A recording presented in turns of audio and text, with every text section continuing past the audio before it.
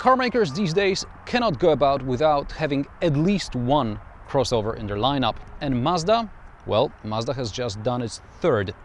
Yeah, third. We have CX-9. It's not offered everywhere. Then there is the CX-7 and CX-5, the new baby in the model lineup. Now this car features all sorts of new technologies, which Mazda labels Skyactiv. I'll get back to them in a minute. Mazda has got a decent size, very regularly shaped boot. There is this Karakura Kiri something or other net. I don't really know what it's called. And then there is the back seat, which splits 20, 40, 40 to make even more space. So that's pretty good. The first I heard about Mazda CX-5, I thought it would be much smaller. I thought it would compete with Mitsubishi ASX, with Nissan Qashqai. It turns out it's much bigger. It's the size of roughly Toyota RAV4, slightly smaller, but still could be competing against Mitsubishi Outlander. Now there's plenty of space here in the back. I mean, 3 adults will fit easily. There is a lot of room above my head. There is a place to put a bottle of water in the door bin, and there are 2 more cup holders here. Very comfy. What more could you want?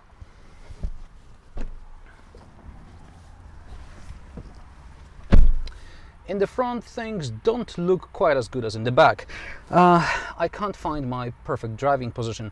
I know it's very subjective, but I just can't, despite there being plenty of adjustment and even electric seats.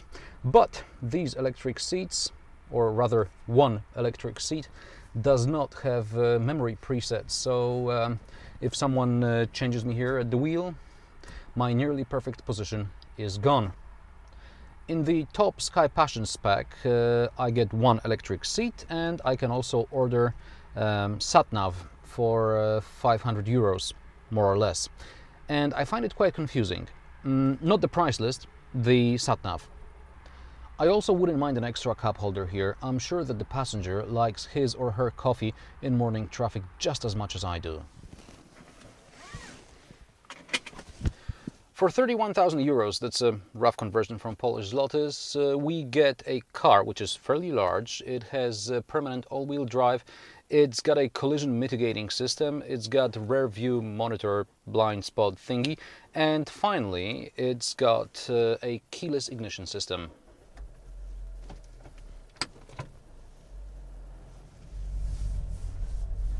As you set off, you have to remember to ride the clutch a bit longer, otherwise you get this unpleasant jerk also in second gear.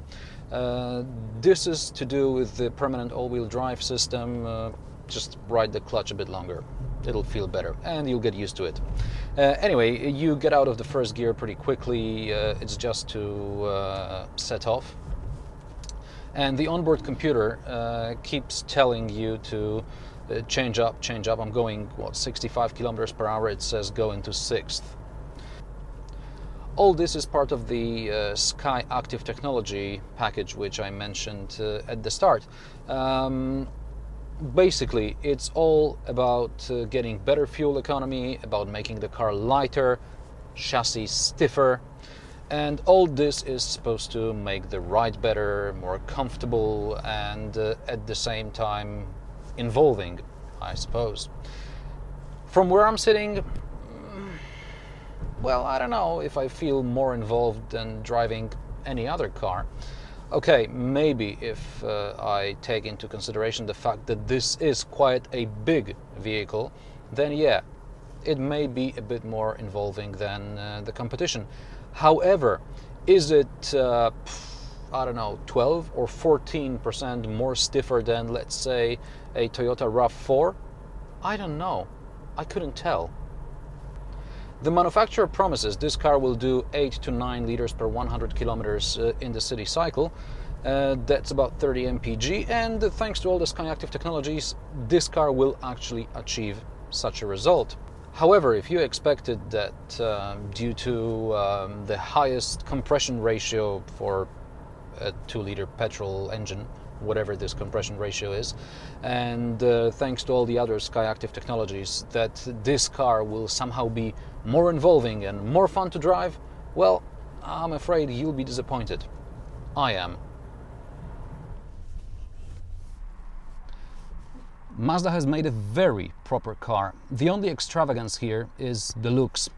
I suppose this is the only effect of the designers watching Cheetah. I'm not making this up, it's in the brochure.